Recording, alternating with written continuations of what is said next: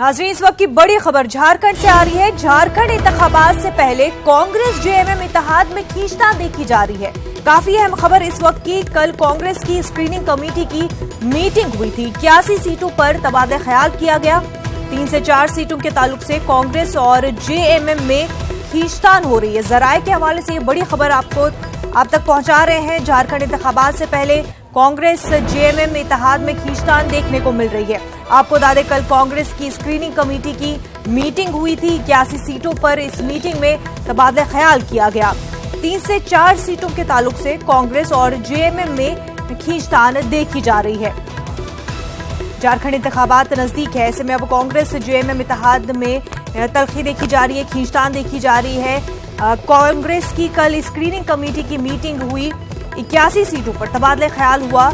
वहीं 3 से 4 सीटों के ताल्लुक से कांग्रेस जेएमएम के बीच में खींचतान देखने को मिल रही है। हमारे साथ हमारी नुमाइंदा रंजीता इस वक्त जुड़ चुकी है। रंजीता, इंतखाबात झारखंड के नजदीक है, ऐसे में कांग्रेस जेएमएम में खींचतान देखने को मिल रही है। देखिए, अब तक ये तय नहीं हो पाया है कि जेएमएम और कांग्रेस का गठबंधन किस तरह से झारखंड में होगा और क्या सीटों का तालमेल होगा, क्योंकि बैठकें जो दिल्ली में हो रही है उसमें अब तक कोई निर्णय नहीं लिया जा सका है। अहमद पटेल जो वरिष्ठ नेता है कांग्रेस के, उनके पास भी हेमंत सोरेन की मुलाकात हुई और तमाम जो झारखंड के नेता हैं उनके साथ भी बैठक हुई। कल जो स्क्रीनिंग कमेटी की बैठक बुलाई गई थी दिल्ली में, वहां भी सभी 81 सीटों पर उम्मीदवारों के नामों पर चर्चा किया गया।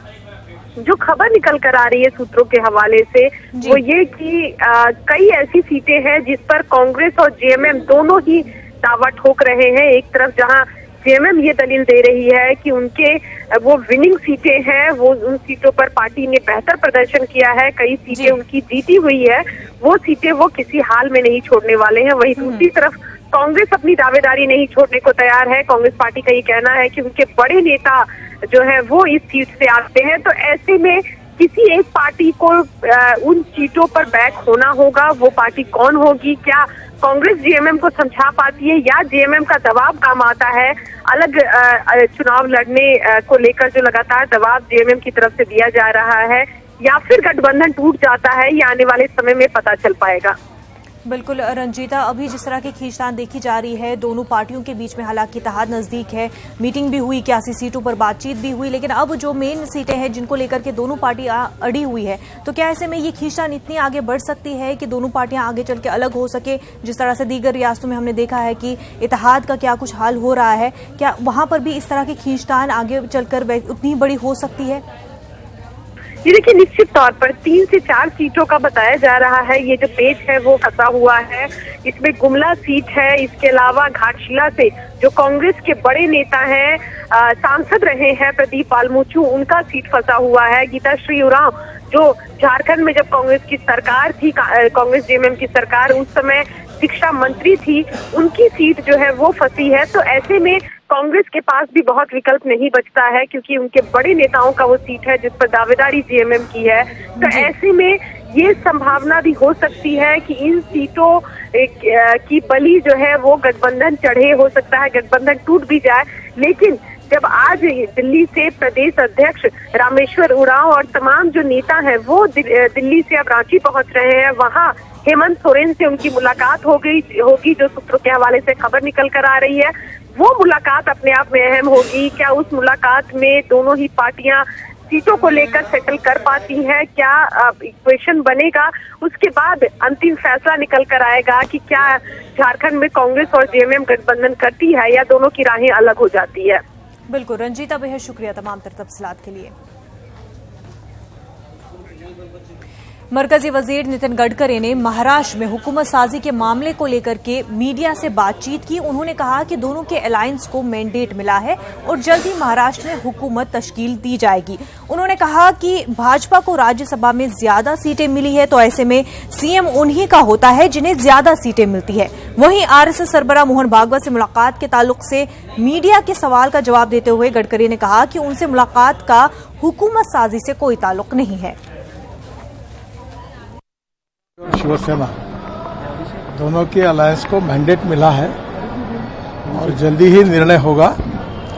जहां तक भारतीय जनता पार्टी का सवाल है, हमारे नेता के रूप में देवेंद्र जी का चयन हुआ है और उनके ही नेतृत्व में महाराष्ट्र में सरकार बननी चाहिए, क्योंकि भारतीय जनता पार्टी की 105 सीटें हैं और इसलिए स्वाभाविक रूप से जिनकी ज़्यादा विधानसभा सीटें जिन्होंने जीती है अलायंस में, उन्हीं का मुख्यमंत्री होता है। कहा यह जाता कि आप आरएसएस हेडक्वार्टर जाने वाले हैं मोहन भागवत जी से मुलाकात करने। मोहन भागवत जी का और संजय का इसके साथ कोई संबंध नहीं है, जोड़ना उचित भी नहीं है।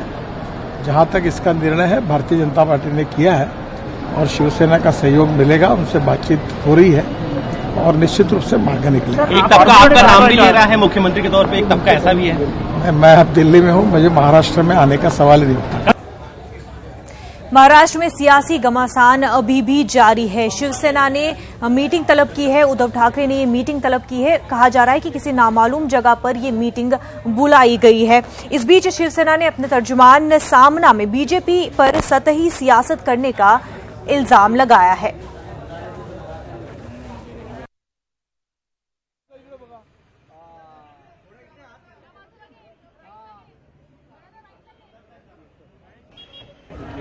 आजरीन, आपको बता दें कि महाराष्ट्र में सियासी घमासान वो लगातार जारी है जहां पर इलेक्शन के नताइज तो कब के आ चुके हैं, लेकिन अभी तक हुकूमत साजी का कोई पता नहीं चल पा रहा है कि किस तरह से हुकूमत साजी हो पाएगी महाराष्ट्र में, जहां पर बीजेपी को 105 सीटें मिली है, शिवसेना को भी 50 के ऊपर सीटें मिली है, लेकिन इनके बीच में जो इत्तेहाद है उसमें काफ़ी ज़्यादा जो है दरार पड़ती हुई नज़र आ रही है, दरार पड़ चुकी है और काफ़ी ज़्यादा वो बढ़ती हुई भी दिखाई दे रही है। जहां पर शिवसेना 50-50 के फॉर्मूले पर अड़ी हुई है, वहां पर बीजेपी जो है साफ इस 50-50 के फॉर्मूले से मना कर चुकी है। उनका कहना है कि फुल टर्म के लिए देवेंद्र फडणवीस ही उनके सीएम रहेंगे। वहीं शिवसेना जो है वो अपना सीएम चाहती है कि उन्हीं के पार्टी से सीएम बने, जो कि 2.5 साल की मुद्दत में दोनों की पार्टियों से ही सीएम बन जाए।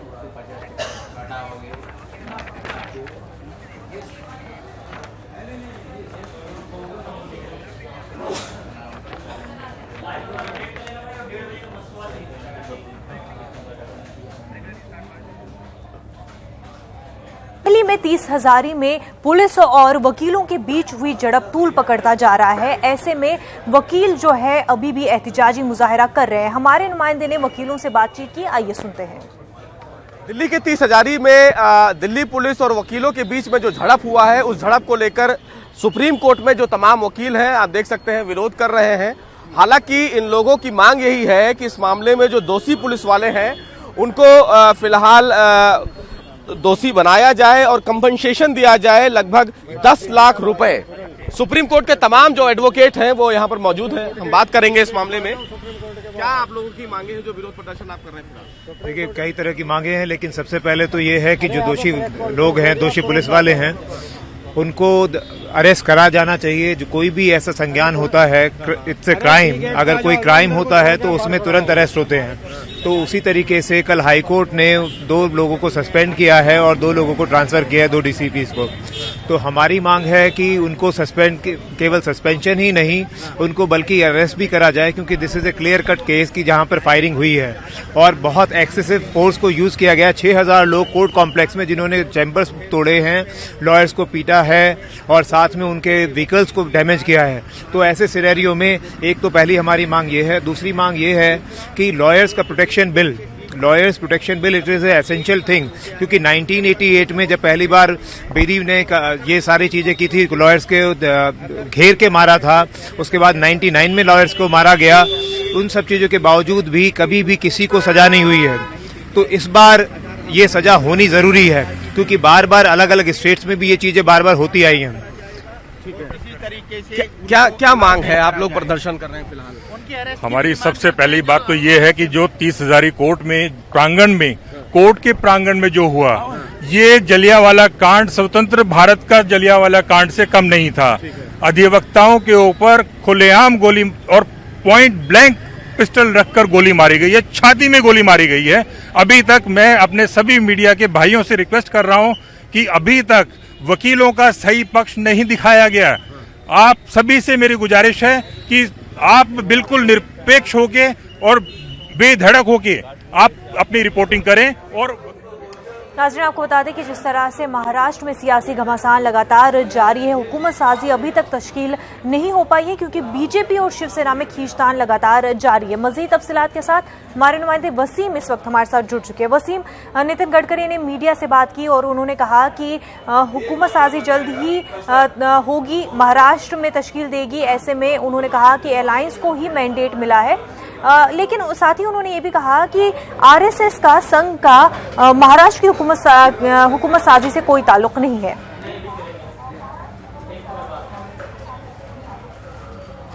देखिए, जिस तरह से लगातार विपक्ष की तरफ से आरोप लगता रहा है कि महाराष्ट्र की जो राजनीति है, इस राजनीति में आरएसएस का सीधा इन्वॉल्वमेंट रहा है। ऐसे में देखते हुए इस बैठक को काफी अहमियत दी जा रही थी और जिस तरह से नितिन गडकरी ने साफ कर दिया है कि इसमें लेकर इनका कोई रोल नहीं है, लेकिन ये अंदाजा जरूर लगाया जा रहा था कि इस मीटिंग के बाद वहां से मुलाकात के लिए, वक्त के लिए, चर्चा के लिए बातचीत शुरू हो सकती है उद्धव ठाकरे के साथ। इस तरह के कयास जरूर लगाए जा रहे थे, लेकिन हो सकता है आने वाले दिन में ये कयास हो भी ले। लेकिन जिस तरह से अभी कुछ देर पहले जो हमने बाकायदा जो मीटिंग शुरू है उद्धव ठाकरे की, इसमें कई जो विधायक मौजूद हैं, उन विधायकों के साथ उद्धव ठाकरे ने चर्चा की। आपको खास बात ये बताता हूं कि जितने भी विधायक इस अंदर मौजूद हैं, उन सभी को मोबाइल फोन अंदर ले जाने के लिए मना किया गया है। खास करके कई विधायकों ने इस बात पे भी जोर दिया है कि आप, जब उद्धव ठाकरे ने इतना बड़ा स्टैंड ले लिया है, शिवसेना पार्टी ने इतना बड़ा स्टैंड ले लिया है, तो अपनी स्टैंड से पीछे ना हटे, जिस तरह की मांग है उसी मांग पर रहे। सभी विधायकों का इस तरह से एक पूरी आवाज यहाँ पे मीटिंग के अंदर दिखाई दे रही है सभी की तरह। यह कयास भी लगाया जा रहा है इस बैठक के बाद हो सकता है कि सभी जितने भी विधायक हैं उन्हें अज्ञात जगह पे रखा जाए और कहीं न कहीं डिस्कशन का जो दौर है वो खत्म किया जा रहा है शिवसेना की तरफ से। बीजेपी लगातार इस बात का दावा कर रही है कि आने वाले दिनों में महायुति का ही सीएम होगा और देवेंद्र फडणवीस ही मुख्यमंत्री होंगे। लेकिन सबसे बड़ी बात यह है कि अभी इसे लेकर किसी तरह की कोई चर्चा की नहीं की जा रही है, कोई पहल नहीं हुई अब तक की। जिस तरह से शिवसेना के सूत्रों से जब हमने बात की तो उनका साफ तौर पर यह कहना था कि शिवसेना की तरफ से 48 घंटे का वक्त दिया गया था। इस दौरान उन्हें इस बात को तय करना था कि शिवसेना का ही मुख्यमंत्री बने और जो बातें की थी, जो चुनाव से पहले वादे किए गए थे 2.5 साल, उसको ध्यान में रखा जाए। उसके बाद ही चर्चा शुरू होगी। जहां तक पोर्टफोलियो का सवाल है, कैबिनेट मंत्रिमंडल का सवाल है, उसे लेकर चर्चा बाद में होगी। लेकिन सबसे पहले जब एक साथ चुनावी मैदान में उतरे थे, ये वादे किए गए थे, तो अब जो पूरा एक जनादेश मिला है वो दोनों पार्टी को मिला है, यानी कि दोनों मिलकर पार्टी सत्ता बनाती है, तो इन्हें किसी भी दूसरे विधायकों की जरूरत नहीं है। लेकिन अब जो आपसी रंजिश है ये साफ तौर पर यहाँ पे दिखाई दे रही है। जी बिल्कुल वसीम, और जिस तरह से शिवसेना जो है अल्टीमेटम भी दे दिया था उन्होंने कि तय कर ले बीजेपी के उनकी मांगों को पूरा करते हैं कि नहीं, लेकिन नितिन गडकरी ने एक बार फिर साफ कर दिया है कि सीएम जो है वो देवेंद्र फडणवीस ही होंगे।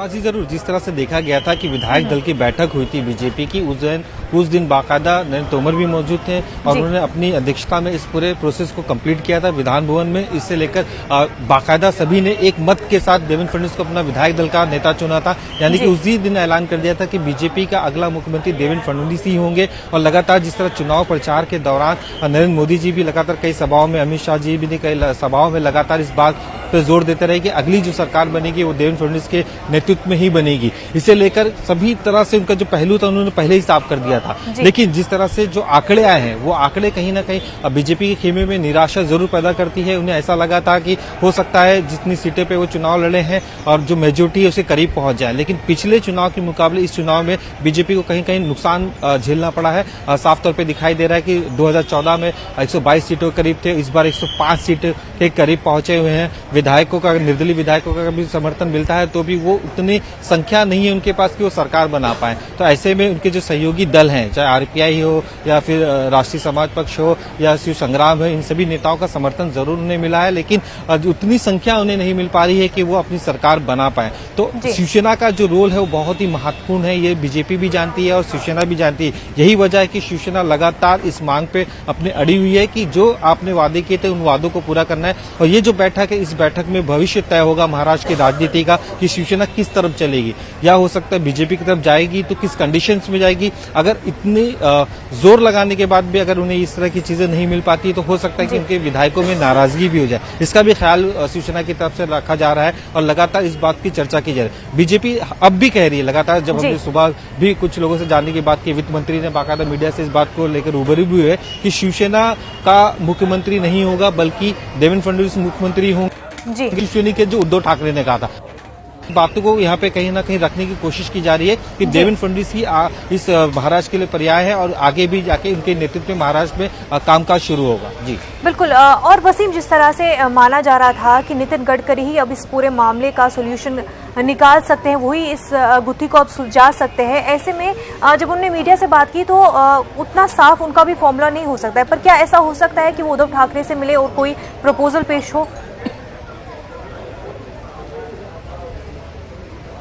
जी जरूर हो सकता है कि आने वाला 2 दिन है काफी महत्वपूर्ण है बीजेपी के लिए भी, क्योंकि बीजेपी भी जानती है बिना शिवसेना के साथ आगे कुछ नहीं किया जा सकता है। तो ऐसे में नितिन गडकरी का जो रोल है वो काफी मायने रखता है, क्योंकि वो महाराष्ट्र के एक बड़े दिग्गज नेता के तौर पे जाने जाते हैं और इससे पहले भी कई बार ऐसा हुआ है कि जब शिवसेना और बीजेपी के बीच में दूरियां बढ़ी हैं तो नितिन गडकरी ने पहल की है। तो इस बार भी ये पहल हो सकती है और जिस तरह से आज की जो मुलाकात हुई है उस नितिन गडकरी की आरएसएस के नेताओं से, तो इस पे भी चर्चा की गई है कि किस तरह से, क्योंकि हमने देखा जब संजय राउत लगातार बयानबाजी कर रहे हैं तो आरएसएस की तरफ से भी बयानबाजी संजय राउत पे की जा रही है, तो ये नाराजगी आरएसएस को भी है। तो ये देखते हुए चर्चा काफी मायने रखती है। हो सकता है कि आने वाले कुछ दिन में या आज शाम तक या कल सुबह तक पहल जरूर बीजेपी की तरफ से की जाएगी कि उद्धव ठाकरे को मनाने की कोशिश की जाएगी, क्योंकि वो जानते हैं कि बिना, और अभी कुछ जब नितिन गडकरी बात करते थे मीडिया से तो उन्होंने साफ तौर पर ये भी कहा था कि ये जो उन्हें पूरा जनादेश मिला है ये महायुति को मिला है और दोनों साथ में मिलकर ही सत्ता बनाएंगे। मतलब वो अभी भी कॉन्फिडेंस है कि वो सत्ता बनाएंगे और उनकी नाराजगी को दूर करने के लिए नितिन गडकरी का रोल काफी अहम माना जा रहा है महाराष्ट्र की राजनीति में और इस तरह के प्रयास भी देखने मिल सकते हैं। जी वसीम, जिस तरह से आपने कहा कि मनाने की कोशिश हो सकती है, हालांकि गडकरी ने कहा कि संघ का इस सब से हुकूमत साजी से लेना देना नहीं है, ताल्लुक नहीं है, लेकिन इस तरह की खबरें भी आ रही थी कि मोहन भागवत की बातचीत हो सकती है उद्धव ठाकरे से।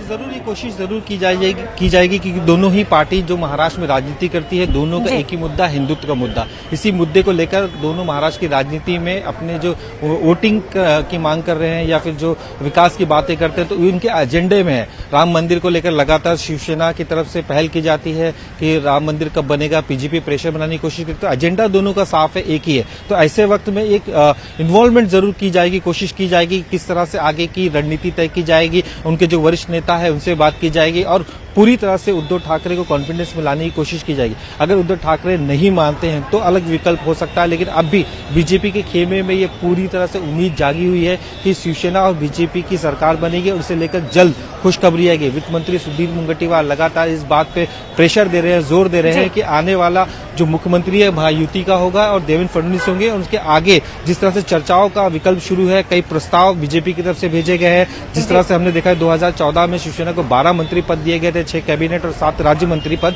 तो वो मंत्री पद भी बढ़ाया जा सकता है। कई बड़े जो खाते हैं जो शिवसेना को लास्ट 2014 में नहीं मिला, इस बार हो सकता है 2019 में वो सारे ऑफर किए जाए। अब देखने वाली बात है कि क्या उद्धव ठाकरे इस पूरे प्रस्ताव पर फैसला करते हैं, क्या उनके आला नेताओं से चर्चा करते हैं, लेकिन ये बात तो जरूर है कि कोशिश जरूर यहाँ पे की जा सकती है। जी बिल्कुल वसीम, अब 2 दिनों में तस्वीर साफ हो सकती है कि महाराष्ट्र में हुकूमत तश्कील होती है या फिर इसी खींचतान के चक्कर में सदर राज नाफिज होगा। किस तरह से ये सियासी घमासान अब रुख लेगा वो देखने वाली बात होगी। वसीम, बेहद शुक्रिया आपका।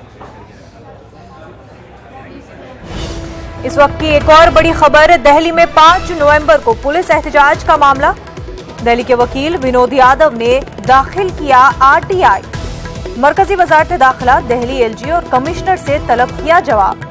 दिल्ली पुलिस की जानिब से किया गया एहतजाज कानूनी था या गैर कानूनी? एहतजाज में शामिल होने वाले पुलिस अफसरान के खिलाफ किस तरह की कार्रवाई होनी चाहिए? काफी अहम खबर इस वक्त की। दिल्ली में 5 नवंबर को पुलिस का एहतजाज हुआ था। दिल्ली के वकील विनोद यादव ने आरटीआई दाखिल की है। मरकजी वजारत दाखिला, दिल्ली एलजी और कमिश्नर से उन्होंने जवाब तलब किया है। दिल्ली पुलिस की जानिब से एहतजाज जो किया गया वो कानूनी था या गैर कानूनी, इस तरह का सवाल पूछा गया है। एहतजाज में शामिल होने वाले पुलिस अफसरान के खिलाफ किस तरह की कार्रवाई होनी चाहिए? आपको बता दें, दिल्ली में जिस तरह से पुलिस और वकीलों के बीच झड़प का मामला तूल पकड़ता जा रहा है, इस बीच अब दिल्ली के वकील विनोद यादव ने आरटीआई दाखिल की है। मरकजी वजारत दाखिला और दिल्ली एलजी और कमिश्नर से उन्होंने जवाब तलब किया है। दिल्ली पुलिस की जानिब से किया गया एहतजाज कानूनी था या गैर कानूनी? एहतजाज में शामिल होने वाले पुलिस अफसरान के खिलाफ किस तरह की कार्रवाई होनी चाहिए। दल के वकील विनोद यादव ने ये आरटीआई दाखिल की है, जिसके लिए उन्होंने मरकजी वजारत दाखिला, दिल्ली एलजी और कमिश्नर से जवाब तलब किया है।